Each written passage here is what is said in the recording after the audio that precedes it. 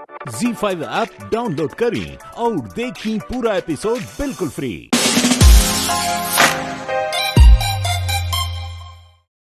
वाह, ये ड्रेस आज आप पे बहुत अच्छी लग रही है। डेट के लिए एकदम परफेक्ट। आपको पता नहीं है सुबह से मैं कितनी एक्साइटेड हूँ। मुझे तो कुछ समझ में नहीं आ रहा क्या पहनूं। कभी ये देखती कभी ये देखती। ये साड़ी कैसी है? आप कहीं तो ब्लू वाली ड्रेस पहन लो। नहीं, साड़ी ठीक रहेगी। आपको क्या लगता है? अच्छी लग रही है ना? बताइए कैसी है? हाँ ये ठीक है, इसको पहन लो। आपने तो देखा भी नहीं, देखकर बताइए ना कैसी है। कहा ना ये ठीक है। छोड़िए, रेस्टोरेंट में क्या क्या खाएंगे हम? मैंने सारी मेन्यू चेक कर लिया। अरे आपकी ड्रेस ठीक नहीं है, मैं कर देती हूँ। हम ठीक कर लेंगे। अरे मैं ठीक कर देती हूँ ना। अरे हम कर लेंगे, कहा ना। आप ऐसे क्यों बात कर रहे? मैं तो बस ठीक कर रही थी। माधव बेटा, श्वेता के साथ इतना रूड बिहेव क्यों कर रहे हो? वो तुम्हारी पत्नी है ना, और पति पत्नी तो एक दूसरे के पूरक होते हैं। और ऐसे भी शास्त्र में कहा गया है, पत्नी लक्ष्मी का रूप होती है। तभी तो बहुओं को घर की लक्ष्मी माना जाता है, और लक्ष्मी का सम्मान करना पति का कर्तव्य होता है। प्रेम और सद्भाव का बर्ताव अपनी पत्नी के साथ करना चाहिए।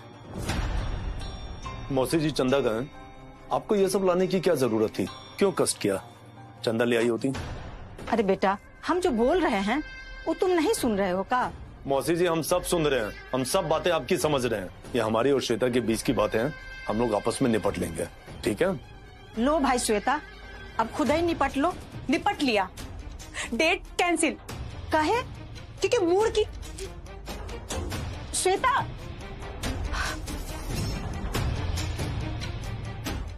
इस हॉल में बात होगी तो कोई भी सदस्य उसमें बोल सकता है। बोलो चंदा। हम कह रहे हैं नहीं बोलेगी। बोलेगी। नहीं बोलेगी। बोलेगी। कहा ना कि नहीं बोलेगी। बाबूजी, अम्मा जी, हमरा से गलती हो गई। प्लीज आप दोनों लोग हमारे वजह से लड़ाई मत करी। अपना नौटंकी बंद करो। हम अच्छे से जानते हैं तुम्हारा नौटंकी। अरे सीखो इससे, ऐसी विनम्रता और ऐसा स्नेह।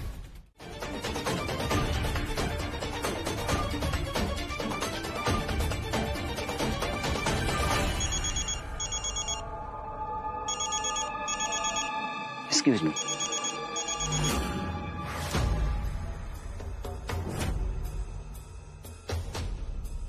जी हाँ हाँ हाँ भाई, अरे वो यहाँ इसी हमारे केबिन में है। हम आपको बाद में कॉल करते हैं, ठीक है?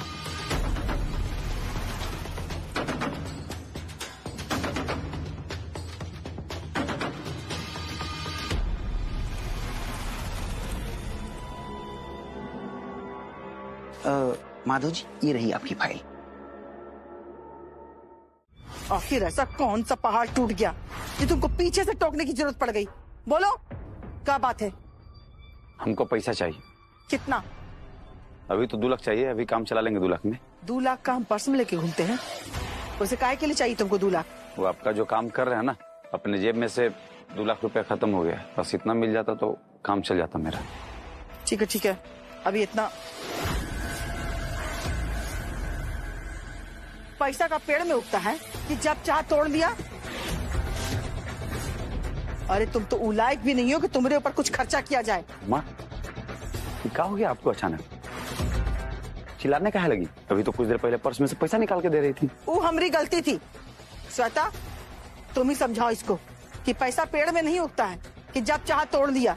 कुछ बुद्धि दो इन निखट्टू को, और इसको समझाओ कि जो काम जिसको दिया गया है ना, उस काम को पूरी ईमानदारी से करे। अजीब हाल है आपका। आपके मूड को समझना मुश्किल नहीं, नामुमकिन है। अरे कोनो भूत उतार जाता है क्या आपके अंदर, जो आपका मूड चेंज हो जाता है एकदम? अरे हम आपसे पैसा अपने ऊपर खर्च करने के लिए नहीं मांग रहे हैं।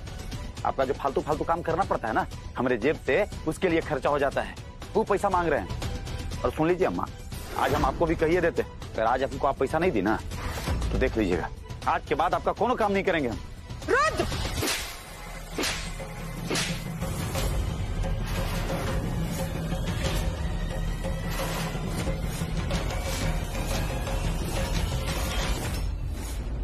माँ से बात करने की तमीज भूल गए हो का समझ लिया हमको? पहले काम करो, काम। पैसे का लालच छोड़ दो, नहीं तो कुछ भी नहीं मिलने वाला।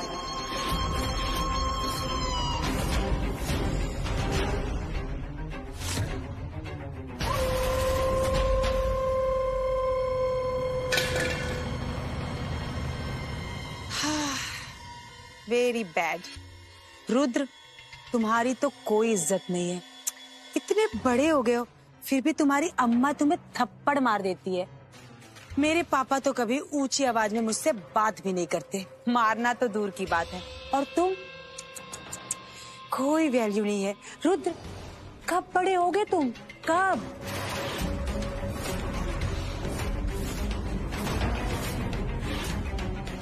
समय आ गया है खेल खत्म करने का श्वेता। अब हम भी दिखा देंगे कि हम कितने बड़े हो गए हैं।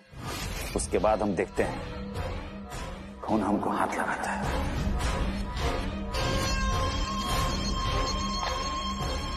और ये नंबर हम किसी को नहीं दिए थे, केवल खास अपने काम वाले लोग को दिए थे। यहाँ तक ये नंबर हम तुमको भी नहीं दिए, ना माधव को, ना घर के किसी सदस्य को।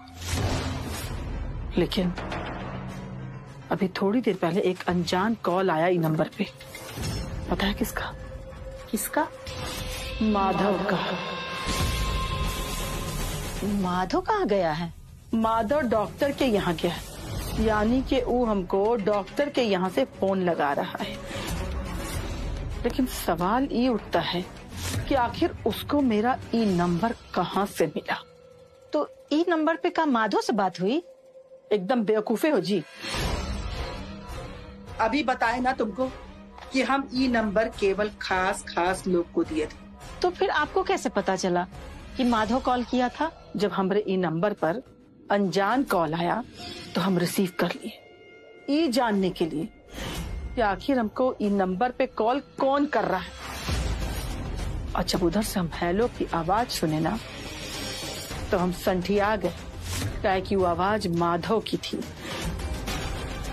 क्या कि उसके 1 मिनट पहले डॉक्टर हमको फोन करके बताया कि माधव आया हुआ है। दीदी, कहीं वो डॉक्टर तो नंबर नहीं दे दिया? अरे नहीं, डॉक्टर ऐसा कबहू नहीं करेगा। क्या है कि उसको पता है कि अगर वो बताएगा ना तो खुद ही फंस जाएगा, और हम उसको छोड़ेंगे नहीं, जान से मार देंगे। दीदी, ई में ना ढेर दिमाग खपाने का कोई जरूरत नहीं है। आप एक काम कीजिए, इसी में तोड़ दीजिए। सोचे तो हम भी यही थे, लेकिन अब मन बदल गया। काहे कि यही सीन हमारी बेगुनाही का सबूत होगा, भविष्य में काम आएगा। कैसे दीदी? वो हम वक्त आने पर बताएंगे। वाह दीदी, आप हर चीज को ना शतरंज के मोहरों की तरह यूज करती हैं।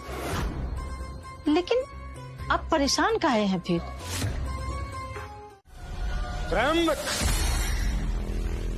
प्रणाम बाबा।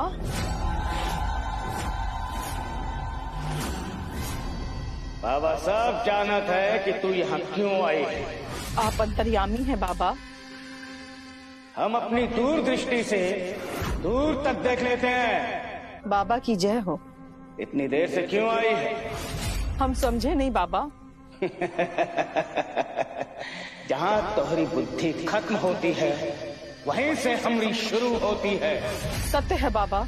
जब तू हार गई और तो को तेरे सवालों का सही जवाब नहीं मिला,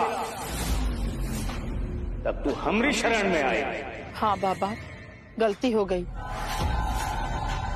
हमको पहले ही आना चाहिए था। बाबा से दूरी का मतलब है अपने जीवन में कठिनाइयों को बढ़ाना। हम क्षमा चाहते हैं बाबा, क्षमा चाहते हैं आपसे। बोल, क्या चाहती? बाबा, एक तरफ माधव सच्चाई जानने के लिए छानबीन कर रहा है, और दूसरी तरफ हमरे ही घर में हमारा कोई दुश्मन है जो हमरे खिलाफ षड्यंत्र कर रहा है। बाबा, अगर आपके माध्यम से पता चल जाए कि वो दुश्मन कौन है, तो हम उसका समाधान करते हैं। हम बताएंगे बाबा, सब बताएंगे।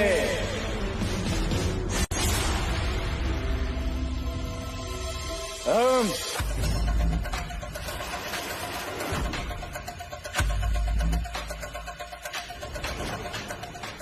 हमारे सपने में चित्रा आए। हम उससे नजर नहीं मिला पा रहे थे। हम उसको क्या जवाब दें कि हम उसके हत्यारों को अब तक पकड़ नहीं पाए।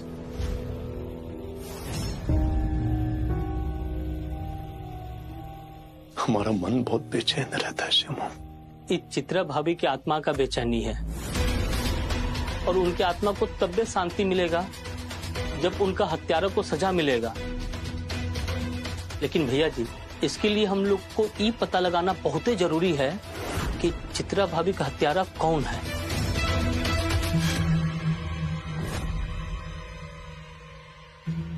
चाहे हमें किसी भी हद तक जाना पड़े चित्रा, लेकिन हम तुम्हारे हत्यारे को खोज निकालेंगे। अब हमारी जिंदगी का एकमात्र मकसद रह गया है तुम्हें इंसाफ दिलाना। और जब तक तुम्हें इंसाफ नहीं दिला देते हम चैन से नहीं बैठेंगे। ये हमारा तुमसे वादा है।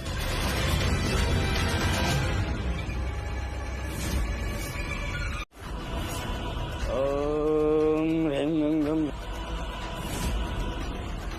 फेंक इसमें।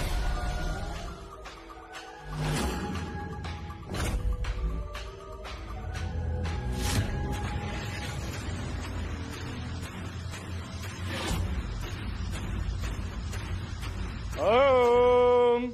हमको कुछ साफ दिखाई नहीं दे रहा है। फिर बोली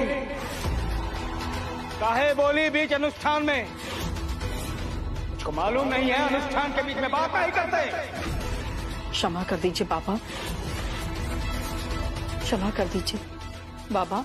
का अनुष्ठान फिर से नहीं कर सकते? अनुष्ठान बार बार नहीं होता। क्या समझी हमारे अनुष्ठान को? बच्चों का खेल? बाबा आखिर कोई तो रास्ता होगा ना। शत्रु का सच जानने का तुम्हारा समय नहीं आया है। बाबा हम आपको और गहना लाके देंगे, आप जितना मांगिएगा उतना देंगे बाबा। लेकिन हमको ये बता दीजिए कि आखिर हमारा दुश्मन है कौन? अपने समय की प्रतीक्षा कर, बहुत जल्द ही तो को सब कुछ पता चल जाएगा। तब तक धैर्य रख। जी बाबा।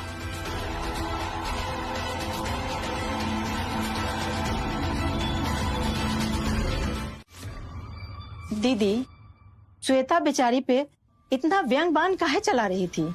श्वेता और वो भी बेचारी? अरे दीदी, हम ऐसे ही बेचारी बोल दिए।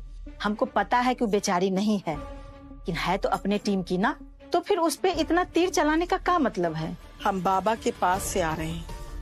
तो क्या बोले? बाबा हमको बताएं कि माधव और सामू क्या कर रहा है और काहे कर रहा है। तो ये दोनों क्या कर रहा है? चित्रा की हत्या की छानबीन।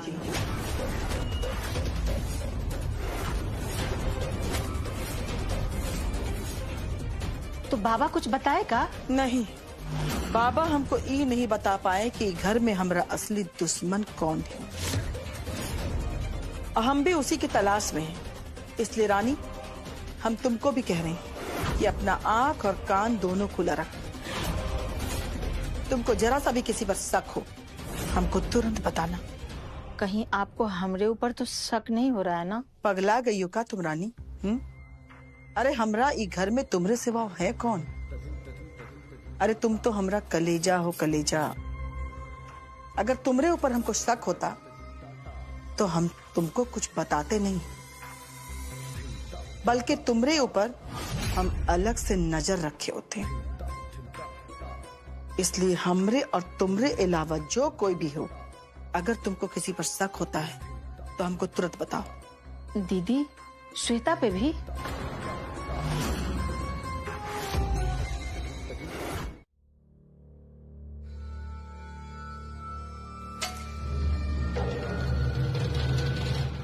श्वेता, अरे ये अपना क्या हाल बना रखा है तुमने? चूड़ी वहाँ, मंगलसूत्र यहाँ, और इस तरह उदास होकर बैठी हो। भूल गई क्या कि इस घर में तुम्हें एक अच्छी बहू का नाटक करना है? अच्छी बहू अच्छी बहू अच्छी बहू, मुझे नहीं बनना कोई अच्छी बहू इस घर में। थक गई हूँ मैं अच्छी बहू का नाटक कर करके। ये चूड़िया, ये मंगलसूत्र, ये सिंदूर नहीं लगाना मुझे अब। बस मैं अपने पुराने लुक में वापस आ जाऊँ, मुझे नहीं करना ये सब चीजें। आप हंस रहे हैं, मैं आप परेशान हूँ और आपको हंसी आ रही है। कैसे पापा है आप? श्वेता,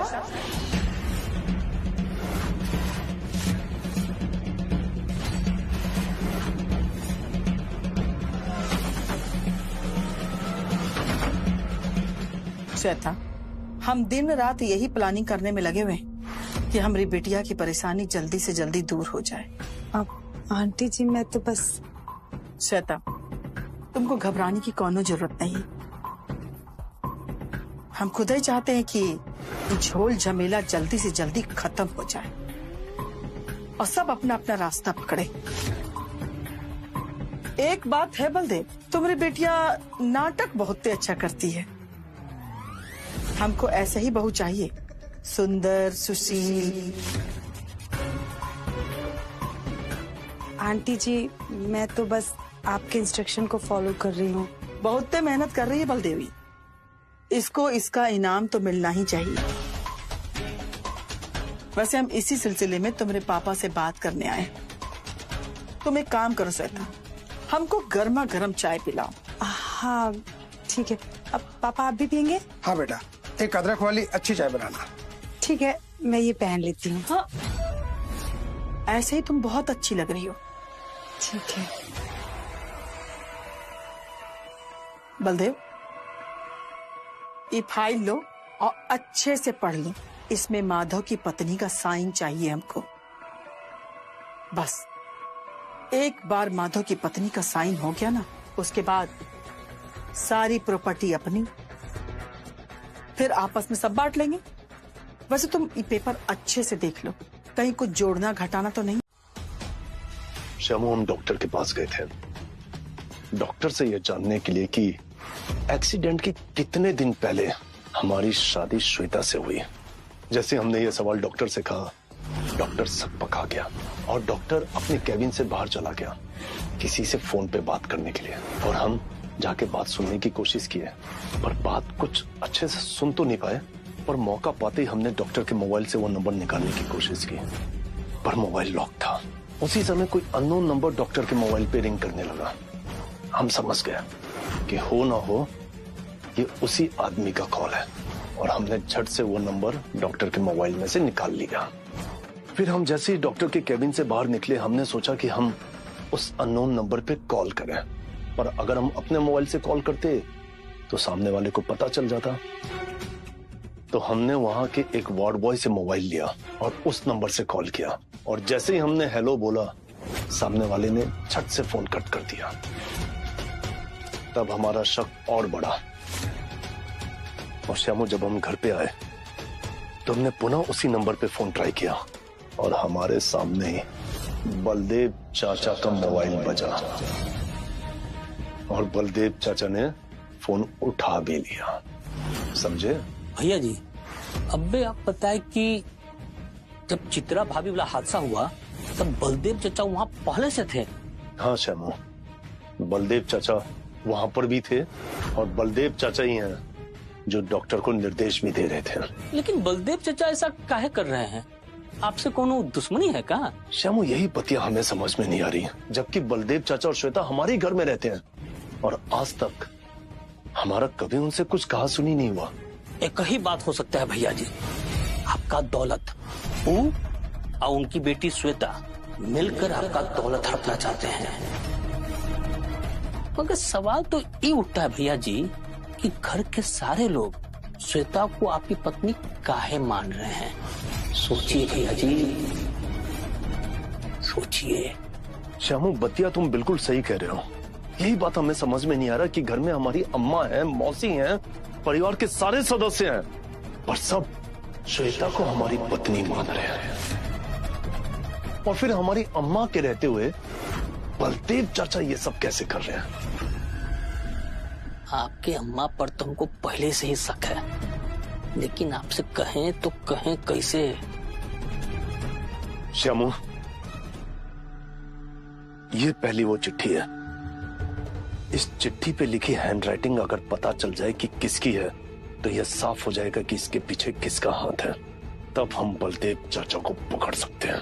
भैया जी, उन दोनों को मैंने चिट्ठी दी थी और माधव जी को तो एक और चिट्ठी दी थी। अरे जरा हमको भी तो बताओ कि वो चिट्ठी में लिखा क्या था तुमने? उस चिट्ठी में मैंने जो लिखा था उसे पढ़कर माधव जी सच की तलाश में जुट गए हैं और उनका रास्ता सीधा नीला आंटी पर जाकर खत्म होगा। नीला देवी का खेल ताश की पत्तों की तरह बिखर जाएगा, तुम देख लेना। वाह श्वेता वाह, तुमने इतना सब कुछ कर लिया, मानना पड़ेगा। और नहीं तो क्या, कच्चा खिलाड़ी समझा था। वाह श्वेता वाह, हम तो कभी सपने में भी नहीं सोचे थे कि तुम हमारी अम्मा के खिलाफ इतना जबरदस्त जाल बिछा सकती हो। एक बात बोले श्वेता, अगर हमारी अम्मा सुन लेगी ना बहुत चक्कर खा जाएगी। तुम कहाँ चले? अरे तुम्हारा सम्मान बढ़ाने के लिए, इतना नेक व महान कार्य की हो, उसका सम्मान तो मिलना चाहिए ना। इसकी कोई जरूरत नहीं है। अरे जरूरत है, देखो तो। श्यामू क्या लगता है तुमको? भैया जी, हमारा अनुभव कहता है ना कि आदमी का लिखाई और आदमी का हस्ताक्षर दोनों अलग अलग होता है। आपको शायद ही दोनों में कोनो समानता दिखाई दे। और कितना बार तो ऐसा होता है भैया जी कि अपना खुद का लिखाई एक जैसा नहीं होता है और खुद का हस्ताक्षर भी एक दूसरे से मेल नहीं खाता है। और इसे में हम जैसे आम आदमी के लिए कुछ पता कर पाना बहुत ही मुश्किल काम है। एकरा लिए तो भैया जी कोनो एक्सपर्ट चाहिए होगा। बतिया तो तुम ठीक कह रहे हो श्यामू, हम लोग एक्सपर्ट तो नहीं है, लेकिन कभी कभार ध्यान से देखने पे लिखावट समझ में आ जाती है।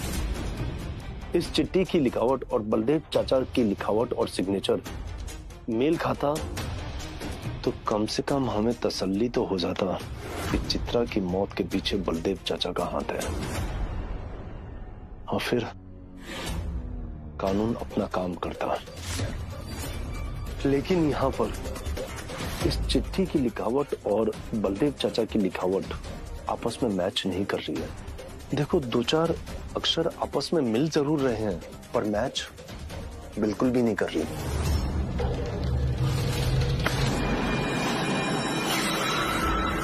ये क्या है श्यामू? देखो श्यामू, किसने फेंका? तुम उधर देखो, हम इधर देखते हैं। कौन है? किसने फेंका? यहां पर तो कोई भी नहीं है, फिर कौन हो सकता है? ये कौन था?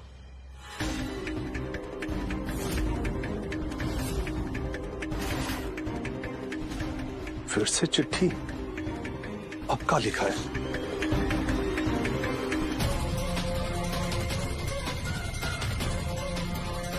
मोहरा है वह जिसके पीछे तुम हो,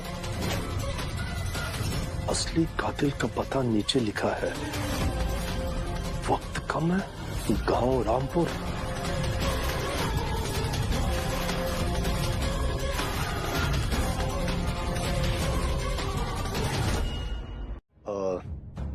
चंदा तो सुत गेले रहलू का? अब ना, हम तो अभी तक जागत हैं।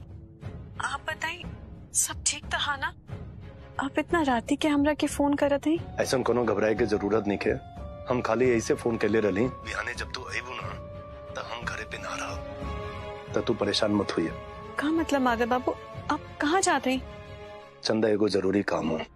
बहुत दूर काम हो का? ना ना, ज्यादा दूर नहीं की जात। तो फिर माधव बाबू आप इतना राती के काहे जाते? कल सवेरे चल जाई। वो कहा ना चंदा, अभी निकल जाये, बिहाने तक हम पहुंच जाये, वापस आए में तनी टाइम लग जाये, तो फिक्र मत करिया। ऐसे हम तो के फोन के ले रहे।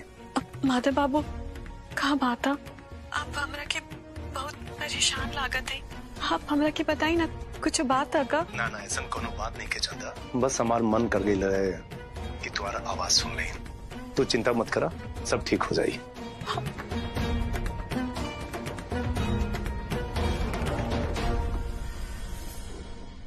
सब ठीक हो जाए। माता बाबू ऐसे काहे कहा था वन, हमारा जी बहुत घबराता।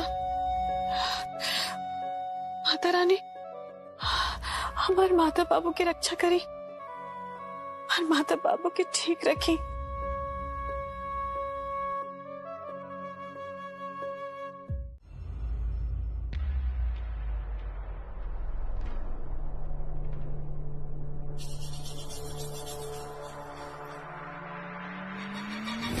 कहना तो हम बहुत कुछ चाहते हैं तुम लोगों से, लेकिन अभी कहा है कि उतना वक्त नहीं है। बस इतना ही कहना चाहते हैं तुम लोगों से कि जाओ और अपना अपना सामान पैक कर लो, काहे कि कल ही हम लोग को ये हवेली खाली करना पड़ेगा।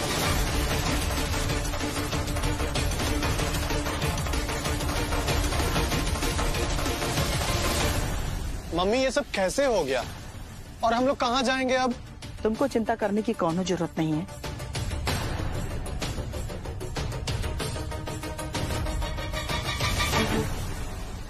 काजल दीदी अचानक से सब कहा भाई, हमरे के तो कुछ समझ में नहीं क्या आवत। चंदा, रुद्र जी और अम्मा जी के बीच कुछ हुआ है। रुद्र जी की बात से हमको ऐसा लगा कि उन्होंने इस घर को गिरवी रखकर कर्जा ले लिया है, जिस वजह से हम सबको ये घर छोड़ के जाना पड़ रहा है। कहा? बाकी हमको कुछ नहीं पता चंदा। अरे कहा ना, जाओ अपना अपना सामान बांध लो। काजल, जाके पैकिंग करो।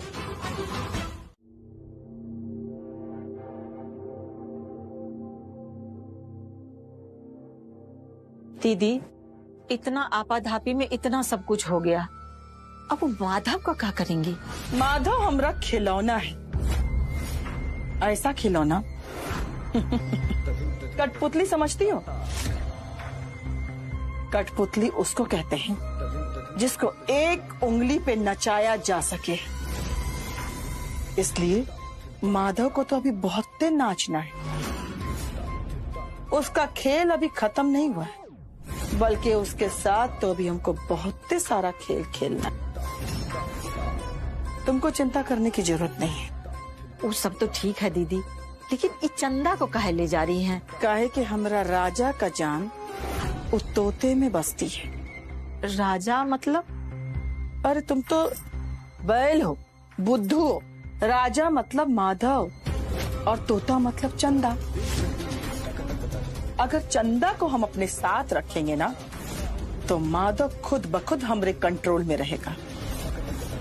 काहे कि माधव के हाथ में अभी बहुत कुछ है, और सब कुछ जब तक हमरे हाथ में नहीं आ जाता,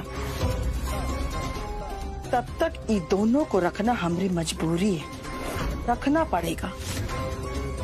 अरे वो तो हमरा सगा बेटा आज हम लोगों को बीच चौराहे पे लाके खड़ा कर दिया है, नहीं तो खेल तो अभी हम बहुत खेलते।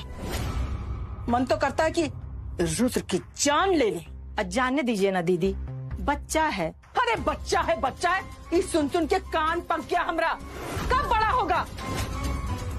आज उसके बचपना की वजह से हम लोग की ये हालत हुई है। हमरा ये हवेली हमरा नहीं रहा।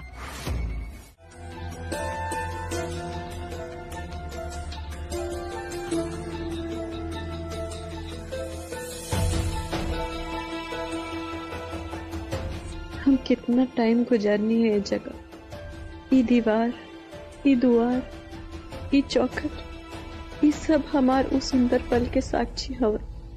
कितना सुख, कितना दुख हमने एक साथ देखनी है।